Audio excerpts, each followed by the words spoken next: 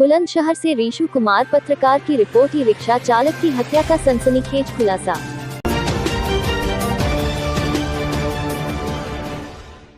Bulandshahr e rickshaw चालक की हत्या का सनसनीखेज खुलासा। कर्ज में डूबी दोस्त ने ई रिक्शा के लिए की थी दोस्त की हत्या के बाद नहीं ई रिक्शा लेने के लिए बनाई थी योजना। हत्यारोपी रामोतार पहले ही बेच चुका था अपना ई रिक्शा। मृतक देवेश को हत्यारोपी रामोतार ने फोन कर बुलाया था, जिसकी ई रिक्शा में बैठ कर गया था बिलोना रूप रोड, जहाँ मौका देख कर दिया था वार, जिसके बाद टी शर्ट से घोटा था गला। दिबाई कोतवाली क्षेत्र में 3 दिन पूर्व लहूलुहान हालत में पड़ा मिला था देवेश का शव।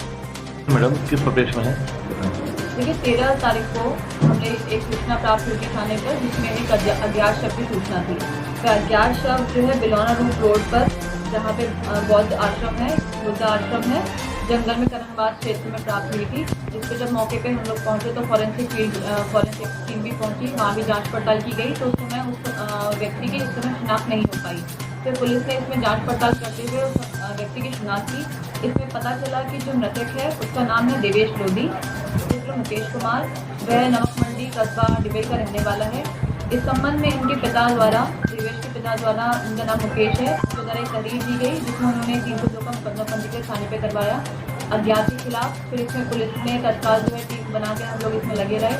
और फिर इसमें ये ब्लाइंड मर्डर होने के बावजूद इसमें अभी आज 3 दिन के अंदर ही हमने इसका सफल अनावरण कर दिया है। जिसमें पता चला है कि जो राम अवतार है, सन ऑफ मोहर पाल सिंह, ये निवासी है मोहल्ला हंसियागंज का ही, कस्बे का ही रहने वाला है, दुबई का। इसकी शादी 3 माह पूर्व हुई थी, जिस समय इस पे काफ़ी कर्जा हो गया था। इसमें कर्जा होने की वजह से ये पहले ई रिक्शा चलाता था। ई रिक्शा इसने अपनी जो डिग्री थी इसको बेच दिया था। बेचने के बाद इसके पास कोई भी सोर्स ऑफ इनकम नहीं था, जिससे ये पैसे कमा पाता और अपना जो है जीवन यापन कर पाता या अपना घर गृहस्थी चला पाता। इसलिए इसने बहुत सोच समझ के ये योजना बनाई कि ये जो व्यक्ति था देवेश, जो मृतक है, ये इसी के मोहल्ले के पास का रहने वाला है। इनके घर की दूरी मात्र 50 मीटर है। इसको लगा ये मेरे से उम्र में छोटा है और मेरे बुलाने मात्र से आ जाएगा। तो इसने इसको घटना को अंजाम देने से 2-3 दिन पूर्व भी ये योजना बनाई थी इसको मारने की। 10 या 11 तारीख में भी ये इसको अपने साथ उसी रोड पर वहीं लेकर गया था, परंतु उस समय इस तरह की परिस्थितियाँ नहीं बन पाई। कुछ आसपास लोगों की आवाज़ें आ गई, इसको लगा कि कुछ लोग वहाँ मौके पर आ गए हैं, जिससे ये उसकी घटना को या इसको मारने को अंजाम नहीं दे पाया।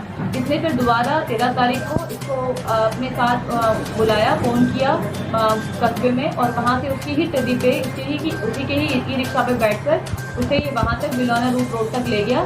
जब उसने वहाँ मौका देखा कोई आसपास नहीं है, उस समय लात घूंसों से उसने इसकी खूब पिटाई की, जिससे इसके शरीर पे चोटें आई हैं। इसके सर में भी इसके बहुत चोटें आई हैं। जब ये खून से लहूलुहान हो गया, इनके बीच में हाथापाई हुई, तो ये जब वहाँ से भागा मृतक, तो उसने फिर दूसरी जगह भी इसको सिर्फ 5 कदम आगे चल के इसको खूब पीटा, और जहाँ खून ज़्यादा रिसाव होने की वजह से इस व्यक्ति की वहाँ मृत्यु हो गई।